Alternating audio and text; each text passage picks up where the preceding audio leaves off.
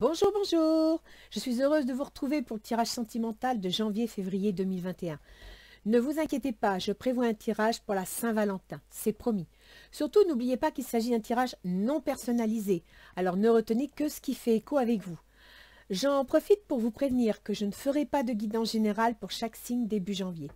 Oui, je sais, c'est embêtant, mais vraiment, je peux pas. Un certain manque de temps lié aux fêtes, n'est-ce pas? Vous devez me comprendre. Mais surtout, j'ai besoin de repos.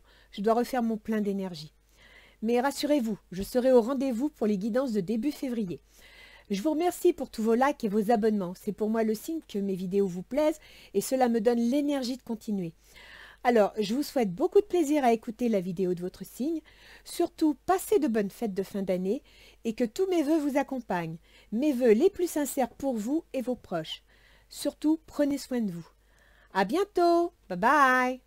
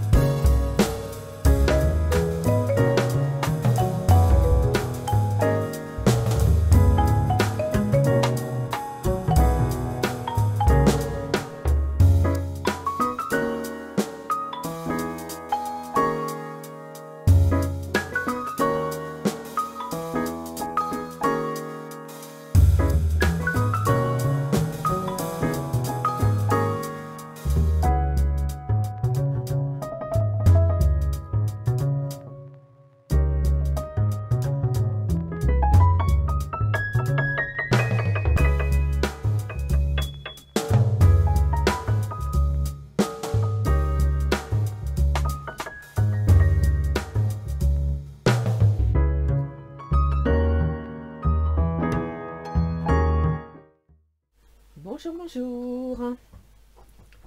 Alors, nous allons voir ce tirage sentimental pour janvier-février, à qui il s'adresse.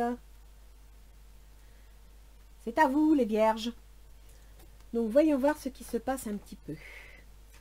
Que nous dit Ganesh sur, je dirais, l'ambiance dans laquelle vous êtes? Alors, il semblerait qu'actuellement, vous soyez dans une ambiance de relaxation, c'est-à-dire de détente. Vous avez envie de rêver.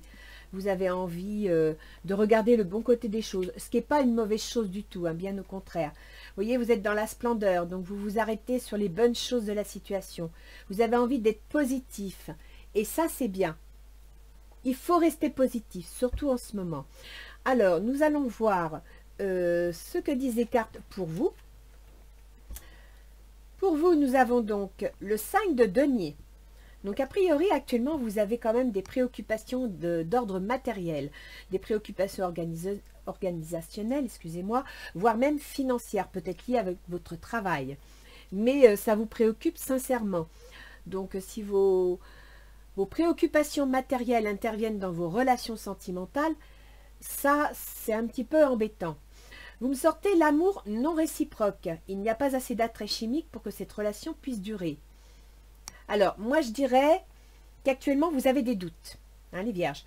Vous ne savez pas trop où vous en êtes, vous ne savez pas trop si c'est le bon numéro, mais vous connaissant, n'oublions pas que vous êtes un signe de terre, que l'organisation, c'est le fondement de votre existence, que pour vous, c'est très important que la sécurité matérielle soit assurée.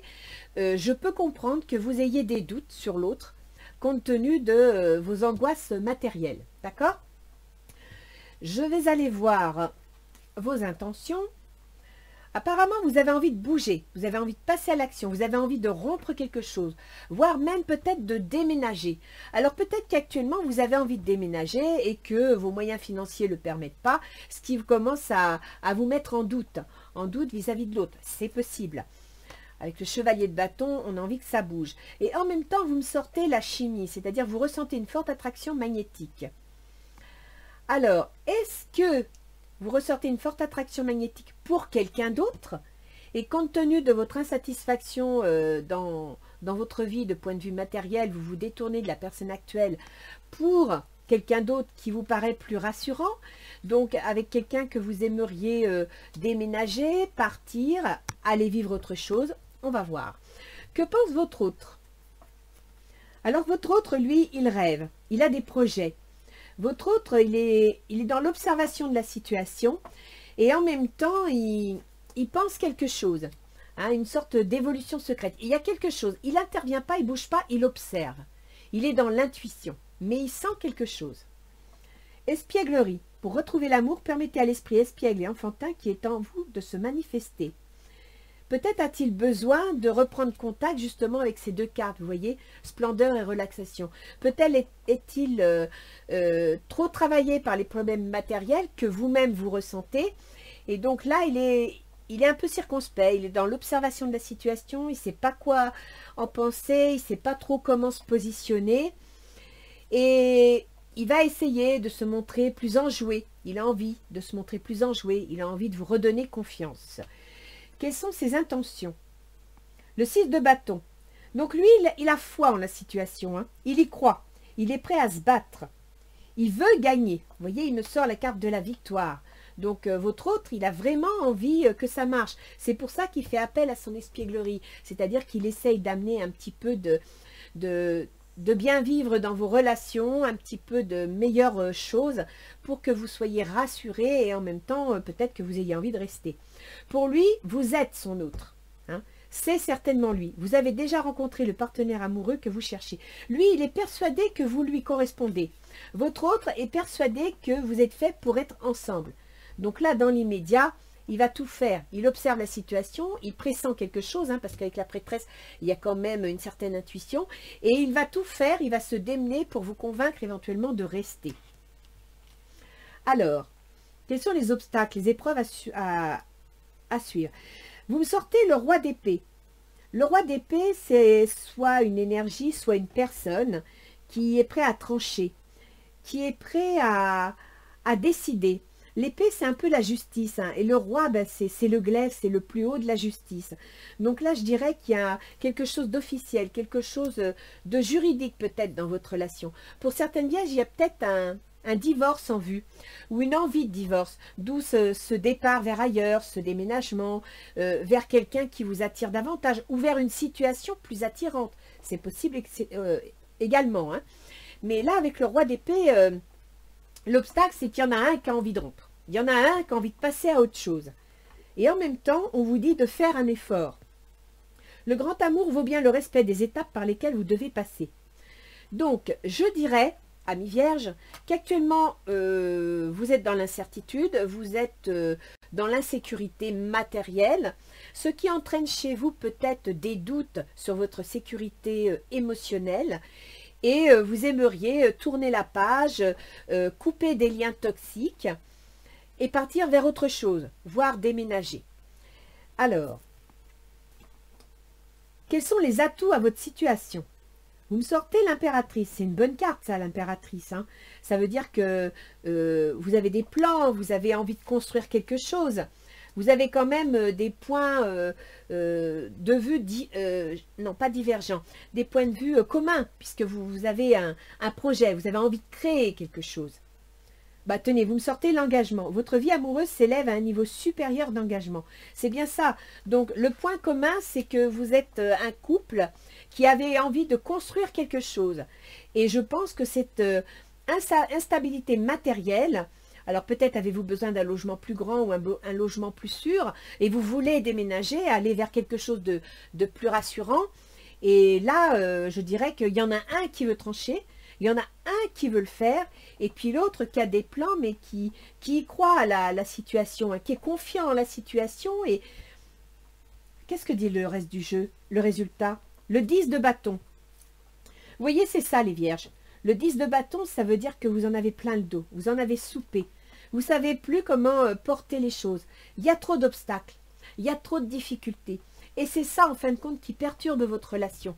Actuellement, vous êtes dans une situation où, matériellement, professionnellement, ça devient intenable. Il y a quelque chose qui ne va pas. Et vous voulez trancher. Vous voulez que quelque chose change. En même temps, on vous dit qu'il s'agit d'une relation karmique. Vous vous connaissiez déjà. Donc apparemment, cette relation vous pèse. Vous savez que souvent, on dit que dans une relation karmique, quand on se retrouve dans la vie suivante, c'est parce qu'on n'a pas terminé quelque chose, c'est parce qu'on a autre chose à faire. Soit apporter son aide à la personne qu'on a peut-être délaissée dans une vie antérieure, soit finir un projet qu'on avait commencé et qu'on n'a pas eu le temps de terminer. Mais une relation karmique, c'est pas toujours fait pour... c'est pas... une âme sœur. Une relation karmique, c'est quelqu'un avec qui on doit terminer quelque chose. On doit aller apprendre quelque chose, aller au bout d'une certaine situation. Et là, vous avez affaire à une relation karmique.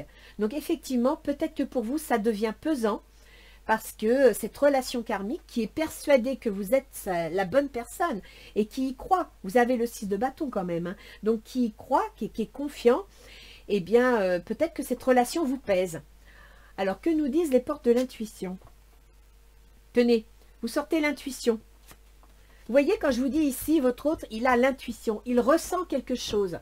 Ça veut dire que cette relation, elle ne parle pas, elle ne dit pas ce qu'elle aime, mais elle existe, elle est là. Et en même temps, votre autre sent qu'il y a quelque chose qui ne va pas. Vous voyez, votre intuition souffle des messages, suivez ses conseils. Le plongeon. Courage, élancez-vous, une réalité pleine de promesses vous attend. Ça, c'est, je dirais, deux petites cartes conseils. Alors, soit le courage, c'est de dire, bon, bah stop, on arrête, c'est pas possible, j'en peux plus. Et effectivement, le roi d'épée va intervenir, il va trancher. Et pour certaines vierges, il va y avoir un déménagement parce que vous partez vers autre chose, vers un autre ailleurs. Peut-être même qu'il y a une tierce personne dans l'affaire, soit je dirais que vous allez écouter votre intuition, vous apercevoir que effectivement c'est pas facile, que ben oui, vous en avez plein le dos, hein, vous portez votre charge, mais en même temps, ben peut-être avez-vous envie de réaliser quelque chose, parce que vous avez quand même l'impératrice qui est sortie, hein, l'engagement, cette personne est prête à s'engager. Alors, est-ce qu'il faudrait voir si cette personne qui croit en vous, qui est prête à s'engager, n'est pas prête à vous aider? On va essayer de tirer une autre carte pour voir. Parce que là, il y a vraiment le ras-le-bol pour vous et la foi en la situation pour l'autre. Donc, bah écoutez, je vais les prendre puisqu'elles sont sorties. Voyage sacré, cycle de vie, famille, transformation. Vous voyez, vous avez vraiment besoin de vivre une certaine forme de transformation. Mais la transformation, ça ne veut pas dire qu'il faut claquer la porte. Ça ne veut pas dire qu'il faut divorcer. Ça ne veut pas dire qu'il faut laisser tomber l'autre. La transformation, ça veut peut-être dire que c'est vous, au fond de vous, qui devez retrouver la relaxation et la splendeur, c'est-à-dire reprendre confiance en vous. Parce que vous avez sorti la perception derrière le voile de l'illusion. Ça veut dire que quelque part, vous avez des ressentis, mais est-ce que vous regardez bien les choses du bon côté de la lorgnette? Servez-vous de votre intuition avant de trancher, avant de décider. Parce que ça, c'est les obstacles. C'est l'épreuve à dépasser. C'est-à-dire que votre relation actuellement est peut-être dans à un tel niveau que vous avez envie de tout casser, tout envoyer balader. Servez-vous de votre intuition. Ça n'est qu'un obstacle, une épreuve à dépasser. Dans les atouts, vous avez tout pour construire quelque chose de solide. D'accord? Dans les résultats, effectivement, ça ne sera pas facile. Vous allez en avoir plein le dos, plein le cul, si je peux me permettre. Mais peut-être qu'en discutant avec l'autre, en lui faisant part de ce que vous ressentez, il y aura peut-être un partage. Peut-être que cette relation karmique, vous la rencontrez tout simplement parce qu'elle doit vous aider à comprendre quelque chose, à apprendre quelque chose sur vous-même. Hein? Donc, voilà, moi je vous laisse les conseils de l'oracle de Gaïa qui vous dit de regarder derrière le voile de l'illusion. Donc, l'illusion, est-ce que c'est cette autre personne pour qui vous seriez prêt à partir, qui pourrait être une illusion et vous amener dans l'erreur? Allez savoir. Est-ce que c'est que vous êtes tellement aveuglé, fragilisé même, par vos problèmes d'insécurité matérielle, vous êtes dans la crainte, dans la peur, que voilà, vous n'arrivez plus à regarder les choses telles qu'elles sont? Soulevez le voile. Faites un effort. Vous avez vu ce que vous dit ici l'oracle des anges de l'amour. Le grand amour vaut bien le respect des étapes par lesquelles vous devez passer. Donc, essayez d'analyser la situation. essayez justement de ne plus être dans les peurs émotionnelles et d'être davantage dans le mental, d'analyser la situation pour mieux comprendre, pour trouver un équilibre entre le besoin d'action et la réalisation de vos actions. Vous avez le voyage sacré, cycle de vie, famille, transformation. Sincèrement, là, les vierges, je pense que si vous êtes dans les angoisses, si vous êtes dans les inquiétudes, avant de tout envoyer balader, avant de mettre vos doutes sur le devant de la scène, recherchez en vous-même ce qui ne va pas. Faites preuve de splendeur, c'est-à-dire émerveillez-vous sur les bons moments de la chose, sur les bons côtés de ce que vous vivez. Essayez de vous détendre, de positiver, de ne pas vous focaliser sur les problèmes d'incertitude matérielle. C'est vrai qu'actuellement, c'est pas facile. Nous sommes tous dans une situation vraiment pas facile. Mais sincèrement, le matériel, c'est dur à vivre, ça passe et on tourne une page. Le sentimental, les émotions, c'est quelque chose de profond. C'est quelque chose qui doit être transcendé et éventuellement qui doit dépasser les problèmes matériels. Donc, écoutez votre intuition. Faites le plongeon au fond de vous-même. Soulevez le voile, d'accord? Le voile de l'illusion. Et essayez, là sincèrement les vierges, je vous invite à essayer d'observer l'autre, à essayer de comprendre l'autre, et puis surtout de communiquer. Vous savez communiquer les vierges. Vous avez un processus mental qui sait partager, qui sait développer des choses, qui sait communiquer. Je crois que là, c'est faites un effort, ça en vaut la peine. Communiquez parce que votre autre, elle y croit. Votre autre, elle est sincère. Alors peut-être que vous devriez... vous savez, les vierges, vous avez des fois, parfois tendance à vouloir avoir le contrôle sur les événements parce que ça vous sécurise. Peut-être qu'il serait temps d'arrêter de vouloir avoir le contrôle sur tout, de déléguer un peu à l'autre et de lui faire comprendre que vous avez besoin d'équilibre, que vous avez besoin de quiétude. Faites appel à votre part poisson pour partager avec l'autre, pour fusionner avec l'autre. D'accord? Là, pour le coup, pour janvier-février, ça va pas être facile. Les planètes sont pas faciles. Mais vous avez un duo de choc qui sont Jupiter et Saturne qui entrent en Verseau, qui entrent dans un signe d'universalité, de partage des valeurs, de partage des croyances. Profitez-en, c'est le moment. Sincèrement. J'avais mis des notes, je vais les chercher.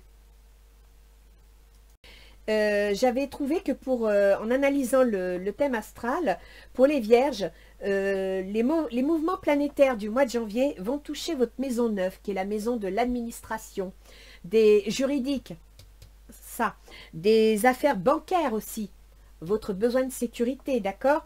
Ça va également toucher le domaine de vos amours, la maison 5, vos amours, la créativité, les enfants. Et ça va toucher également la maison 7, les contrats de travail, les associations et les conjoints. Donc là, sincèrement, je ne sais pas ce que vous voulez faire, si vous allez tout simplement déménager ou si vous voulez vraiment rompre. Mais essayez de regarder le bon côté des choses, de prendre le temps de réfléchir, de faire un effort. Parce que les planètes vont toucher exactement le domaine dans lequel vous êtes. Et sincèrement, j'ai vu que nous avions une conjonction Mars-Uranus vers le 15-21 janvier. Voilà, c'est ça. Mars, qui va être en taureau le 7 janvier, va faire une conjonction à Uranus le 21 janvier. Donc, essayez de ne pas tout envoyer balader. Parce que en taureau, vous avez la maison des affaires officielles, des administrations, de la banque, de la justice. Essayez de ne pas laisser parler Uranus qui est un rebelle, qui veut tout démolir, et laisser parler Mars qui lui détruit tout. Essayez de prendre les choses et de mettre à profit le sextile que vous avez vers le 20 janvier entre votre mental et votre perception, votre intuition. Sincèrement, les vierges, si vous êtes en état de ras-le-bol, prenez le temps de vous poser. Prenez le temps de vous écouter et d'analyser la situation. Ne tranchez pas tout de suite. Vous pourriez le regretter. Ça va pas être facile, c'est vrai. Le résultat, c'est que vous en avez plein de dos et il va falloir encore vous battre. Mais sincèrement, ça vaut le coup d'analyser ce qui se passe. Voilà les Vierges. J'espère que je vous ai un petit peu aidé. Et puis sinon, je ne pense pas que je ferai un tirage général début janvier parce que avec les fêtes, ça me prend beaucoup de temps. Et énergétiquement parlant, je suis un peu fatiguée. Donc là, je ne vais pas faire les tirages généraux, ça me prend énormément de temps. Il y a du travail dessus.